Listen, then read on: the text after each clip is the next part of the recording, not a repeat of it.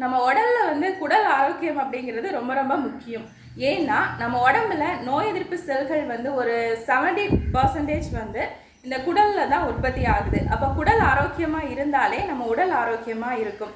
ஏன்னா இந்த குடலை வந்து பார்த்தீங்கன்னா நம்ம உடம்புல இருக்கக்கூடிய 2வது மூளை அப்படின்னு சொல்றாங்க. நம்ம பிரெயினுக்கு எந்த அளவுக்கு இம்பார்ட்டன்ட் கொடுக்குறோமோ அந்த அளவுக்கு குடலுக்கும் இம்பார்ட்டன்ட் தரணும். ஏன்னா தினமும் நம்ம சாப்பிடக்கூடிய ஃபுட்டில் இருக்கக்கூடிய அந்த சத்துக்களை உறிஞ்சி வேஸ்ட்டை வந்து வெளியில தள்ளக்கூடிய தன்மை குடலுக்கு தான் இருக்கு. ஸோ அதனால குடலை வந்து ஆரோக்கியமாக வைக்கிறதுக்கு என்ன பண்ணலாம் அப்படின்னு சொல்லி பார்த்தோம்னா அதில் ரொம்ப ரொம்ப முக்கியமானது இன்னைக்கு பலரும் மறந்த பழைய சாதம் தான். ஒரு காலத்தில் பிரதானமான உணவாக இது இருந்ததுனால அவங்களுக்கு பார்த்தீங்கன்னா நிறைய நோய் எதிர்ப்பு சக்திகளும் நிறைய நோய்கள் வராமல் இருந்ததை நம்ம பார்க்க முடியுது. இன்னைக்கு நாம் வந்து இதை வந்து தவிர்த்துட்டே இருக்கோம். தொடர்ந்து நம்மளுடைய உணவில் அதிகாலையில் இதை மட்டும் நம்ம சாப்பிட்டுக்கிட்டு இருந்தோம்னா குடலும் ஆரோக்கியமாக இருக்கும், நோய் எதிர்ப்பு சக்தி அதிகமாகும், நிறைய நோய்கள் வந்து வர்றது தடுக்கப்படும். தொடர்ந்து சாப்பிடுங்க. நன்றி.